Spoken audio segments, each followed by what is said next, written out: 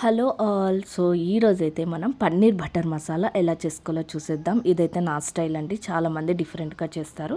First అయితే నేను ప్యాన్లో బటర్ వేసుకున్నానండి. బటర్ కొంచెం మెల్ట్ అయ్యాక 1 టేబుల్ స్పూన్ జీలకర్ర అయితే వేసుకున్నాను. ఇక్కడ మా బాబు అయితే నాకు హెల్ప్ చేస్తున్నాడు, నేను చేస్తాను మమ్మీ అని వచ్చాడు. సో నేను అలా వచ్చినప్పుడు నేను వాడికి ఇచ్చేస్తానండి, ఎందుకంటే వాడైతే హ్యాపీగా ఫీల్ అవుతాడనమాట అలా ఇచ్చినప్పుడు. సో తర్వాత 1 టేబుల్ స్పూన్ అల్లం వెల్లుల్లిపాయ పేస్ట్ అయితే వేసుకున్నానండి. మీరు అల్లం వెల్లుల్లిపాయ పేస్ట్ తినకపోతే హ్యాపీగా స్కిప్ చేసేయచ్చు. నేనైతే కొద్దిగా వేసుకున్నాను, ఇంకేం గరం మసాలాస్ ఏవి కూడా వాడను, అదే ఫ్లేవర్ అనమాట. సో మీకు వద్దు అనుకుంటే తీసేసేసి మీరు గరం మసాలా యూస్ చేసుకోవచ్చు. అలానే 1 కప్పు ఉల్లిపాయలు అయితే వేసి వేయించుకోవాలండి. అన్నీ కూడా సన్నగా చాప్ చేసుకోవాలి, ఓకేనా. సో నేను ఇక్కడైతే ఒక 2 ఉల్లిపాయలు అయితే తీసుకున్నాను 200 గ్రామ్స్ పన్నీర్కి. సో మీ క్వాంటిటీని బట్టి మీరు తీసుకోండి, ఓకేనా. నేను ఇప్పుడు చేసే కర్రీ వచ్చేసేసి ఒక 4 మెంబర్స్కి అయితే సరిపోతుంది, ఓకేనా. నేను ఉల్లిపాయలు కూడా తీసి బాగా వేయించుకున్నానండి. పచ్చి వాసన పోయే వరకు అయితే మనం వేయించుకోవాలి. వేయించుకునేటప్పుడే మనం ఏం చేయాలంటే అందులో కొద్దిగా ఉప్పు కూడా వేసి వేయించుకోవాలండి.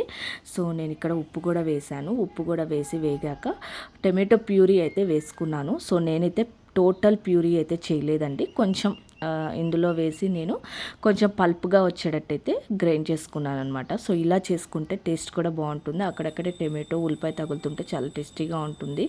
సో మీకు ప్యూరీ కావాలి అనుకుంటే మీరు ఉల్లిపాయను టమాటో జీలకర్రను బాగా బటర్లో వేయించేసేసి చల్లారాక మిక్సీ వేసుకోండి, ఓకేనా. సో నేనైతే ఇలా చేసుకున్నాను.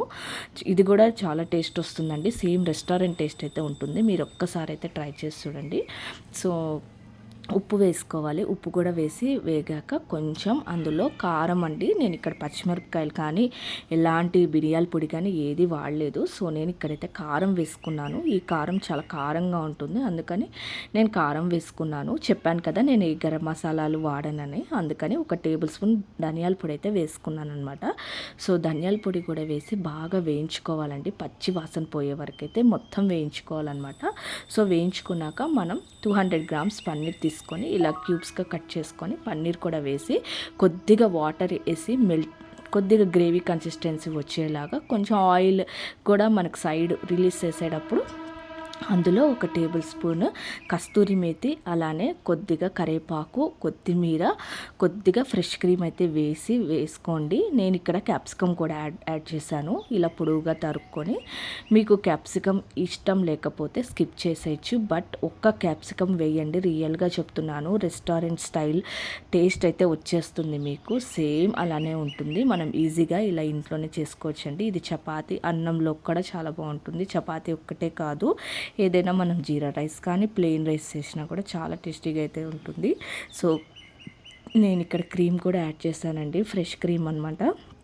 అలానే నేను కరివేపాకు ఫస్ట్లో వేయలేదు. సో ఎందుకు అంటే నేను ఫ్లేవర్ కోసం వేయలేదండి. సో మీకు ఇష్టం లేకపోతే కరివేపాకు ఫస్ట్లోనే వేసేసుకోండి. ఇలా వేసుకుంటే ఏమవుతుంది అంటే ఫ్లేవర్ అనేది వస్తుందన్నమాట. సో నేను ఇక్కడ వేసుకున్నాను. అలానే కొద్దిగా కొత్తిమీర కూడా వేసుకున్నానండి. కొత్తిమీర కూడా వేసి వేయించుకున్నాక లాస్ట్లో దించేటప్పుడు కస్తూరి మేతి అయితే వేసాను అనమాట.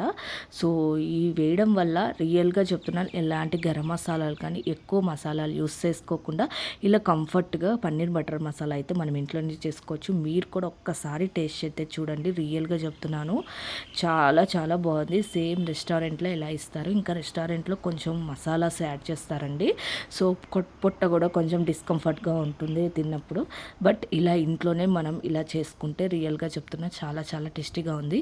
మీరు కూడా ఒక్కసారి అయితే టేస్ట్ చేసి చూడండి, చాలా బాగుందండి కూర.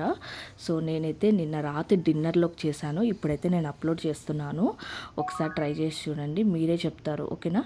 ఎలా ఉందో కామెంట్ కూడా చేసేయండి. ఓకే, థ్యాంక్ యూ అండి.